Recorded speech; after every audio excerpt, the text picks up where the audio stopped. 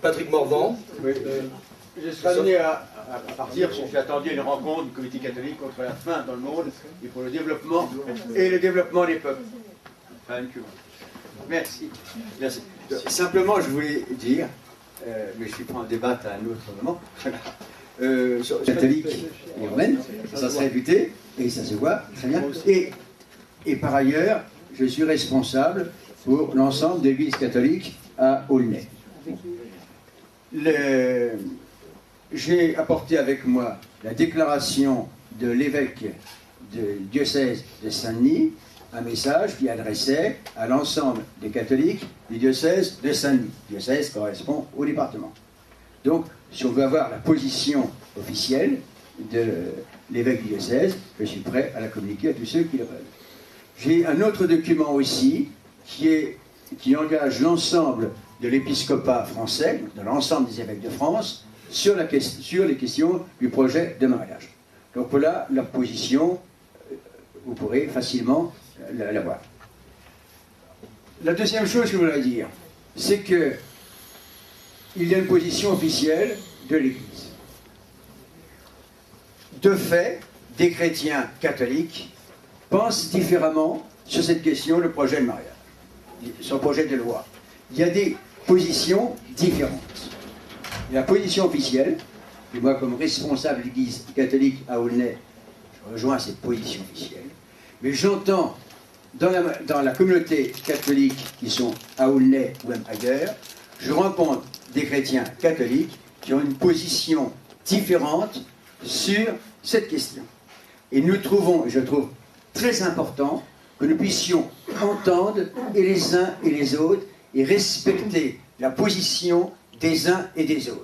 J'ajoute que l'évêque de Saint-Denis a invité les chrétiens catholiques qui le souhaitaient à prendre des initiatives pour en débattre. Pour en débattre, ça veut dire qu'on ne pense pas forcément pareil, mais qu'on puisse au moins s'écouter. Et derrière les positions des uns et des autres, quels enjeux, quel sens, quelle importance cela revêt pour chacun. Et nous avons à respecter profondément cela, à éviter de caricaturer les positions des personnes. Je crois que c'est quand même très essentiel. Troisième chose que je voulais dire, je rencontre un certain nombre de personnes qui se marient à l'église catholique et nous proposons à tous les couples qui se marient des rencontres de préparation au mariage. Eh bien, je peux vous dire que c'est vraiment passionnant pour les couples qui les accueillent, et moi-même comme prêtre je participe aux rencontres.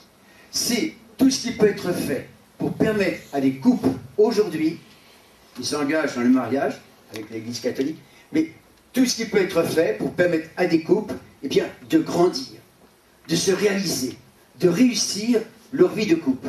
Et moi je suis émerveillé par le travail humble que font un certain nombre de couples, qui donnent du temps pour soutenir des couples jeunes qui s'engagent sur ce chemin-là.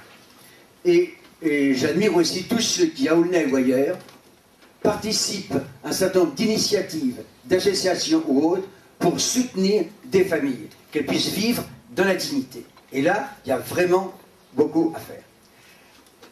Autre chose que je veux dire, parmi les amis que je rencontre, de très grands amis, il y en a qui sont homosexuels et qui vivent ensemble, et je vais facilement les rencontrer. Nous nous rencontrons, nous partageons ensemble. Il s'agit pour moi, comme pour bien d'autres chrétiens, d'une attitude pas seulement de respect, mais parce que nous pensons que ce qu'ils vivent est important aussi. C'est quelque chose, ce n'est pas rien. Et donc, en tous les cas, c'est en ce sens-là que je les écoute et que je partage avec eux. Enfin, je voudrais quand même ajouter que je passe du temps sur Aulnay, ça fait 11 ans que j'y suis. Je vais souvent rencontrer des gens. Je vais voir pas mal de familles. Je vais aussi dans les cités et ailleurs, ou dans les quartiers populaires. Combien je vois de femmes qui se trouvent seules pour élever leur enfant, en fait. Ou d'autres, même hommes aussi, qui peuvent être seuls pour élever leur enfant. Mais je crois qu'il y a un travail énorme à faire pour permettre à tous ceux qui se trouvent seuls, qui n'ont rien choisi du tout, mais qui se trouvent seuls pour élever leur enfant, eh bien, d'être soutenus. il y a des initiatives qui se prennent à Aulnay-le-Boyeur, et franchement, il y a un boulot énorme, je crois, à faire pour que des gens puissent aussi vivre, être respectés et être regardés aussi autrement que la manière dont ils se regardaient. Et je pense aussi à tous ces enfants qui, de fait, se trouvent avec une maman ou simplement un papa, et quoi, c'est tout. Bon. Là c'est aussi une réalité au quotidien. Et je pense à un travail éducatif qui se fait par des gens de tout bord, de toute confession, ou qui disent « nous, on ne croit pas », mais on se retrouve ensemble pour soutenir ces gens-là, ou ces enfants-là, pour leur permettre un avenir. Vous savez, ne savez pas qu'à Aulnay, comme dans d'autres villes du département, nous avons répondu à un appel de l'évêque du Secours catholique pour une initiative d'hébergement dans des cas extrêmement difficiles. Bon. Actuellement, dans un premier couple que nous avons accueilli pour être hébergé, donc il s'agit d'hébergement d'urgence, c'est-à-dire qui viennent par le 115, pour ceux qui connaissent. Un service social qui a envoyé au 115 nous a téléphoné. Concrètement à Aulnay, qu'est-ce que j'ai vu? Premier couple, ils avaient un enfant, c'est vrai, quand même très âgé, l'enfant avait, je crois, 10 jours, qui se trouvait dehors. Ok? Ça, c'est la réalité aussi. Deuxième couple, un enfant de 7 mois. Troisième couple, un enfant avec une femme seule, voilà, femme seule, bon, mais avec des jumeaux, tout petits, comme ça, bon, tout petits, et un enfant plus grand, une petite fille plus grande, de 4 ans. Ce que je veux dire par là, c'est peut-être on sort du sujet, mais je trouve qu'on est tous, peut-être ça qui nous passionne, du côté de la vie, du côté de l'avenir.